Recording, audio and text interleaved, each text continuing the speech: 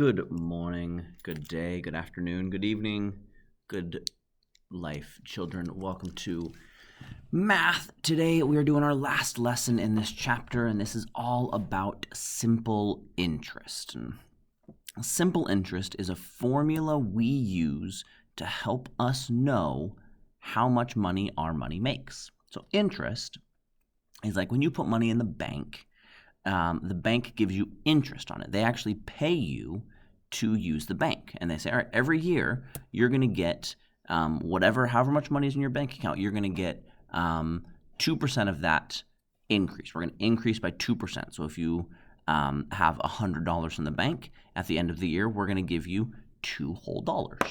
And it's not a lot, but it builds up over time, and different things have different interest rates, and the more money you put in, the more money you can get back, and it's lots of real-world applications with interest. Borrowing money for a house, you have to pay interest back. That's how banks make money, is when they loan you money, you pay them back that money plus interest. And so interest is determined using a whole formula, and it's a whole thing, and we figure out the interest of how much money you owe the bank or a loaner or whoever you're giving money back to. We use interest to help to identify that. All right, so we have a couple vocab words today. So we have interest,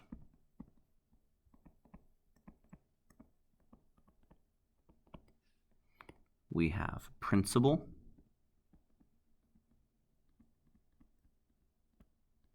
we have rate, and we have time. All right, with interest, principal, rate, and time. And these are the four values that we're going to use to complete our formula for simple interest. All right, so after we define these, I'm gonna give you a formula to help you know how to solve simple interest. So, interest is the amount of money being earned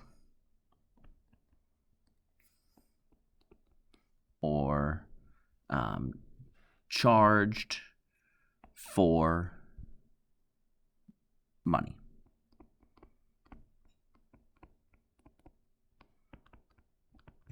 For saving or borrowing. The amount of money earned or charged for saving or borrowing. And so you earn money when you save money,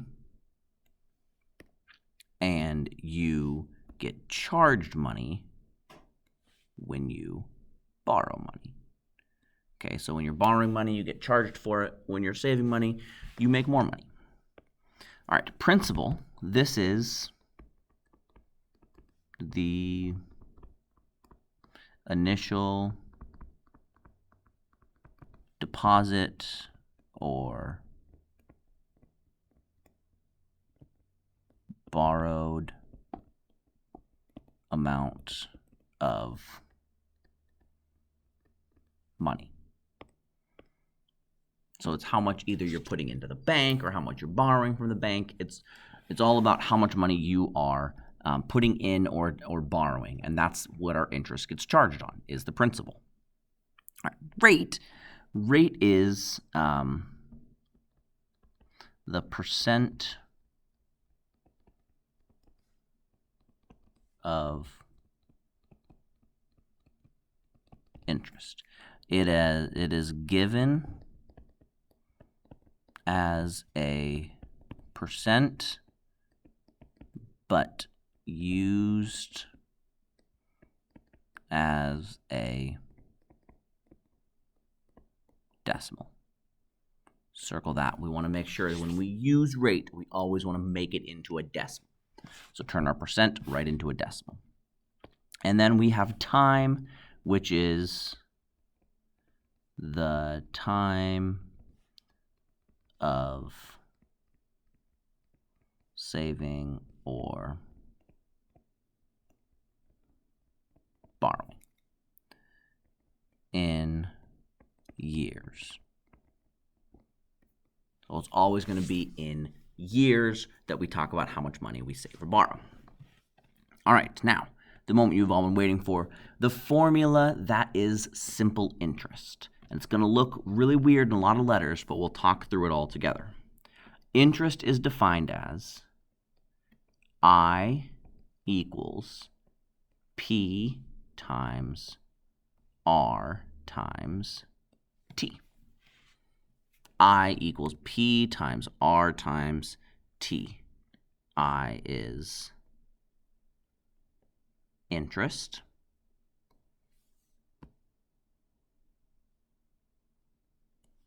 P is, I'll go with the red one, principal.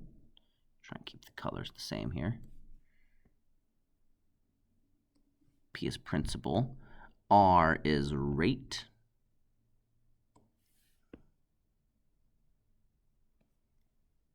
And T is time. That one's not really close, but you get what you get here. I equals P times R times T. All right, so what do we do with this? What does this mean for our lives? So let me give you an example of how we would use a simple interest problem here. Let's say that I know that I'm just going to do this right here.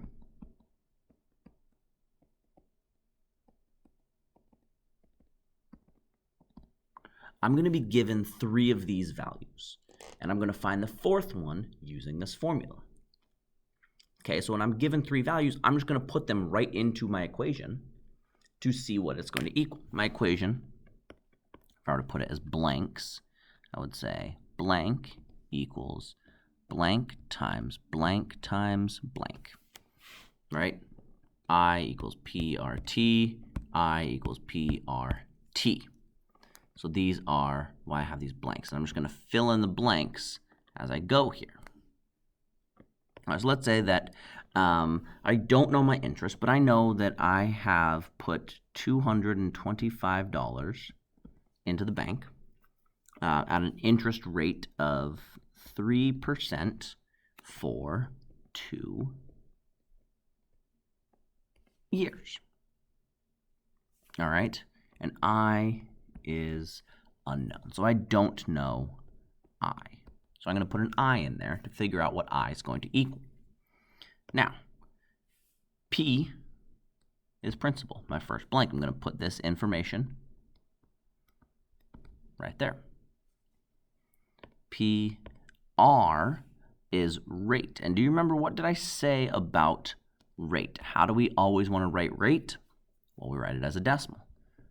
3%, bring our decimal back 2 places, becomes 0.03, and then rate is, or time is always in years, so then it's going to be times 2.